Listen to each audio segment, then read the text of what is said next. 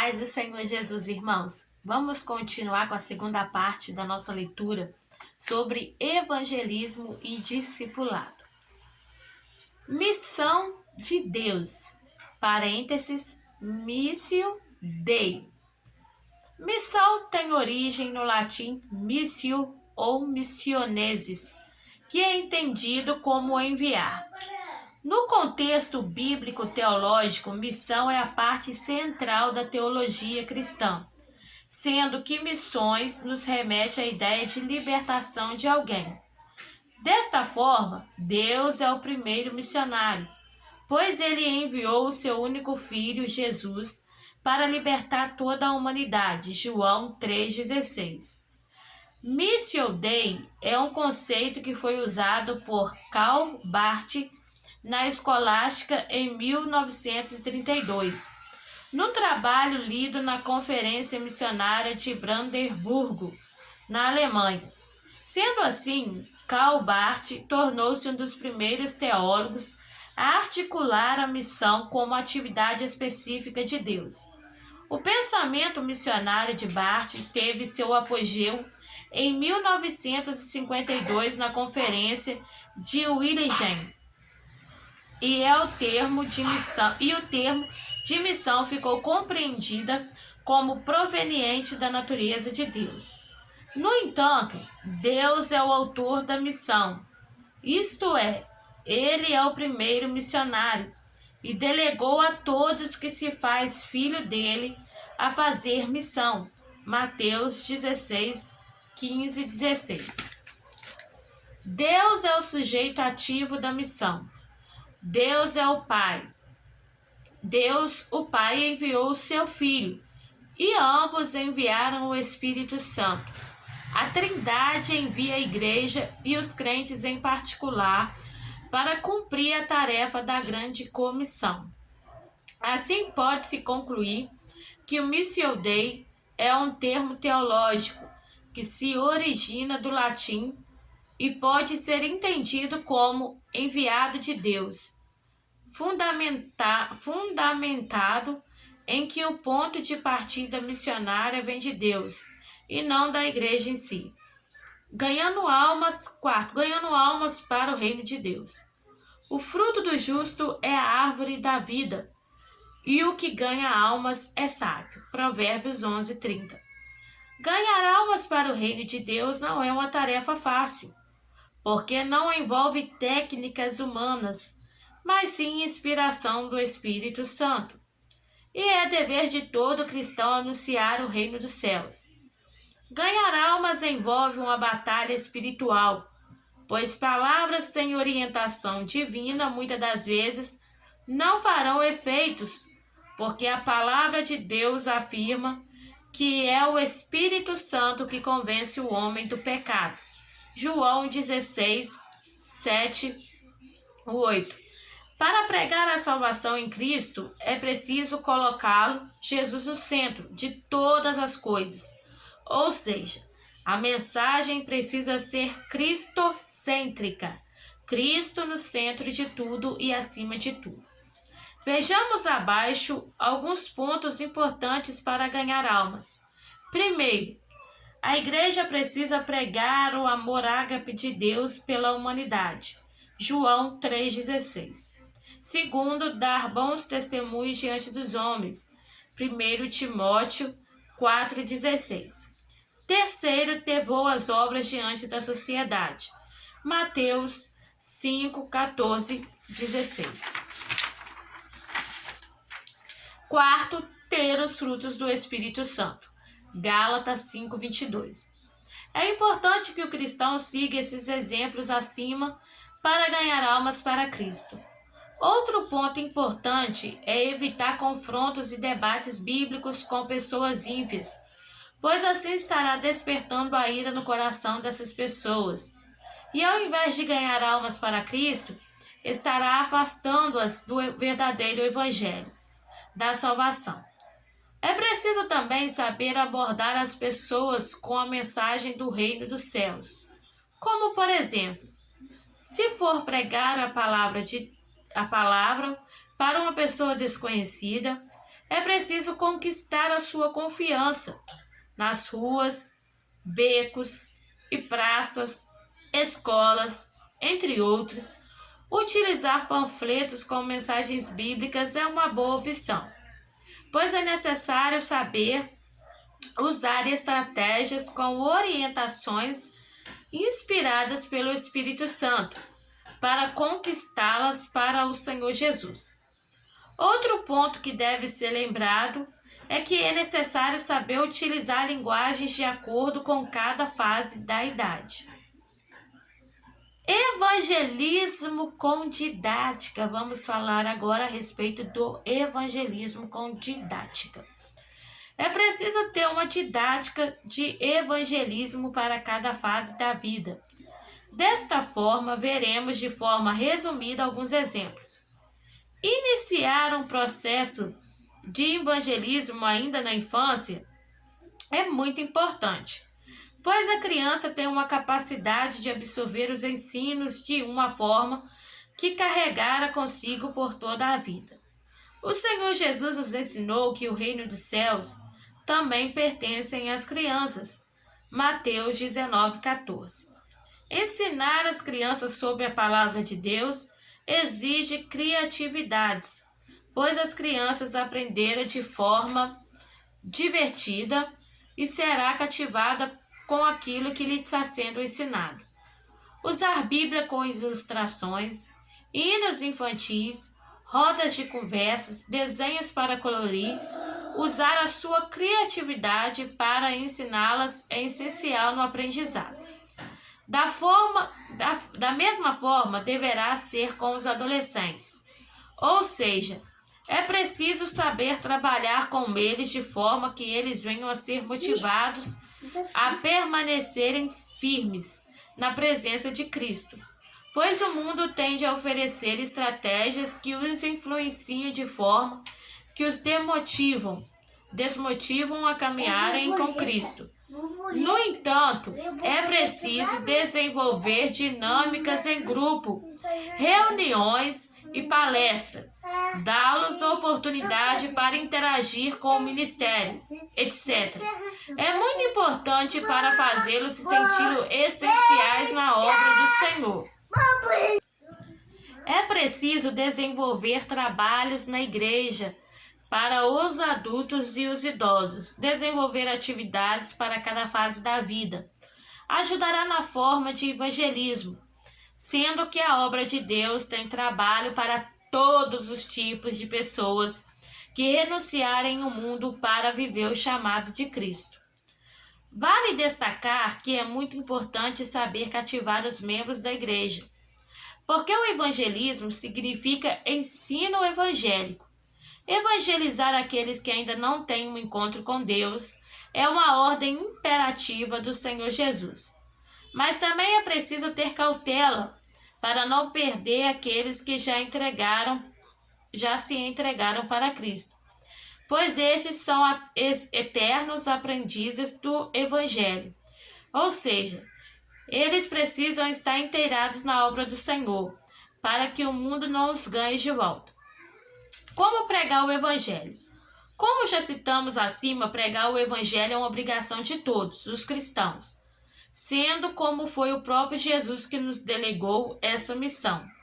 Marcos 16:15. Veja algumas formas de pregar o Evangelho de Cristo. Primeiro, pregar por meio de testemunho de libertação. Marcos 5:18-20 e João 4:39. Segundo, ter os frutos do Espírito Santo. Gálatas 5:22. É importante que o cristão siga esses exemplos acima para ganhar almas para Cristo. Outro ponto importante é evitar confrontos e debates bíblicos com pessoas ímpias, pois estará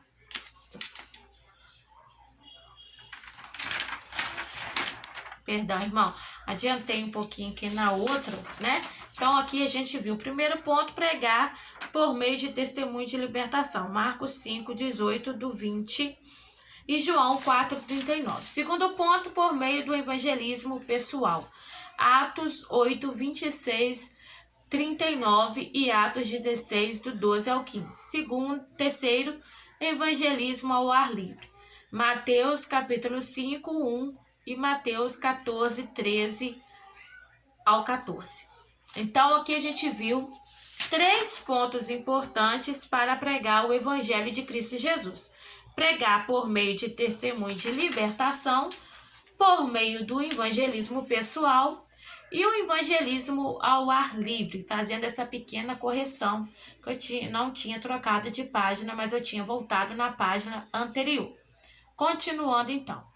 É importante saber que para o evangelismo ter sucesso, exige uma preparação espiritual, como por exemplo, estar em constante oração, jejum, meditação da Bíblia Sagrada, é o principal, e dar bom testemunho diante da sociedade.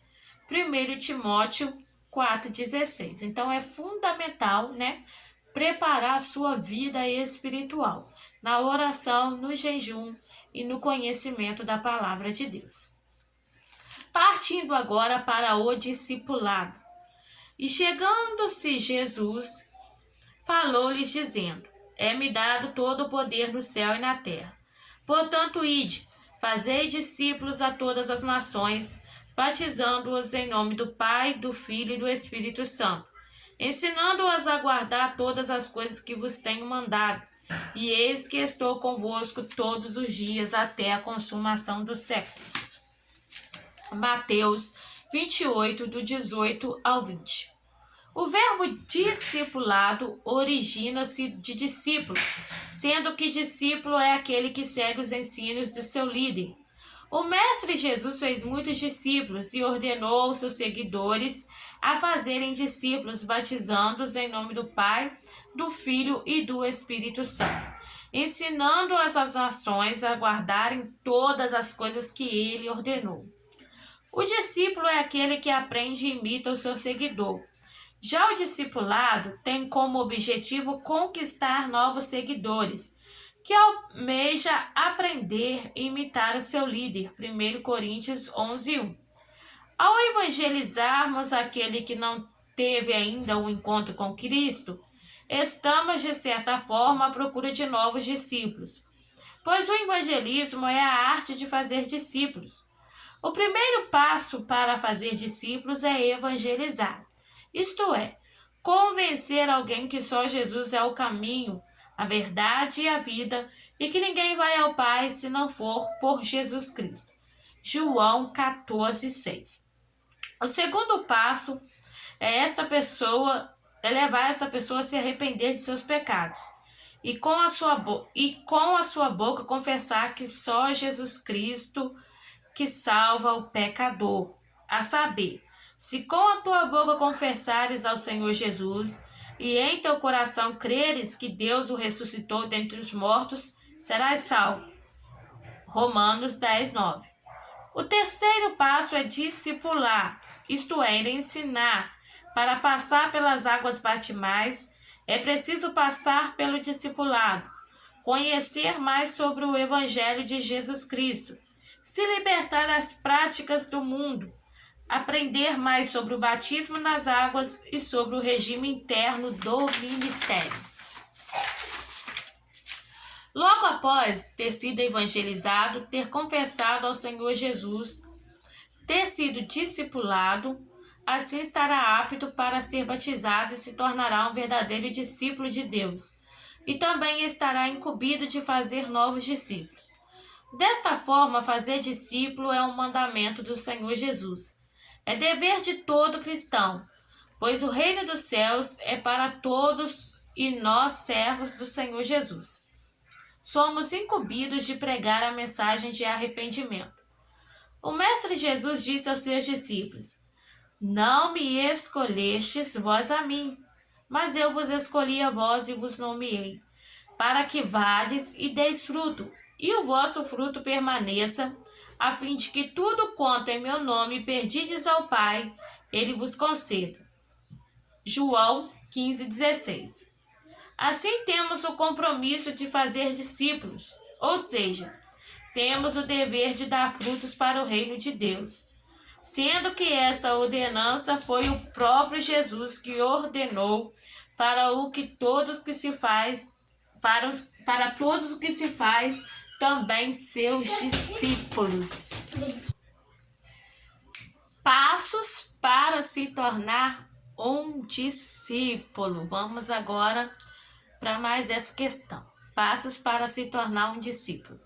O Senhor Jesus foi bem objetivo ao afirmar que é preciso renunciar a todos aqueles que não aceitam o seu chamado. Corrigindo, o Senhor Jesus foi bem objetivo ao afirmar que é preciso renunciar todos aqueles que não aceitam o seu chamado. Ele disse que para ser seu discípulo é necessário largar tudo, incluindo família. Veja abaixo o que o próprio Jesus disse. Ora, ia com ele uma grande multidão, e voltando-se disse-lhes: se alguém vier a mim e não aborrecer ao seu pai e mãe, e mulher e filhos, e irmãos e irmãs, e ainda também a sua própria vida, não pode ser meu discípulo.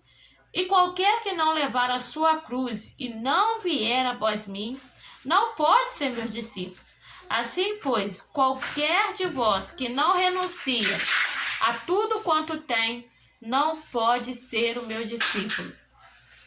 Lucas 14, 25, 27, 33. O Senhor Jesus não nos ensina que devemos abandonar a nossa família, mas sim a amá-lo acima de todas as coisas. Não podemos negar o chamado superior de Jesus para agradar aqueles que se encontram ao nosso redor. Ele, Jesus, chamou para sermos os seus seguidores e ganhar a nossa família, parentela e amigos e todos aqueles que observam para o seu reino, que nos observa para o seu reino. O segundo ponto importante é levar a cruz, que é negar a si mesmo, deixar os próprios desejos para fazer a vontade do nosso Pai. O versículo 23 do Evangelho de Lucas 9 afirma que devemos abrir mão do nosso eu para nos tornarmos discípulos fiéis do nosso Senhor Jesus, sendo que foi Ele mesmo que nos exortou. Se alguém quer vir após mim, negue-se a si mesmo. Tome a cada dia a sua cruz e siga-me. Desta forma, podemos observar que o conteúdo semântico do verbo levar, em Lucas 14, 27, nos remete à ideia de uma ação contínua. Em Lucas 9, 23, tomar cada dia a nossa cruz nos traz o entendimento de uma morte diária. Outro ponto importante é renunciar a tudo para se tornar discípulo de Jesus. Assim, pois, qualquer de vós que não renuncia a tudo quanto tem, não pode ser o meu discípulo. Lucas 14, 33. O apóstolo Paulo ensina o apóstolo Paulo ensina nós que não vivemos mas é Cristo que vive em nossa vida. Porque eu, pela lei, estou morto para a lei, para viver para Deus. Já estou crucificado com Cristo, e vivo não mais eu,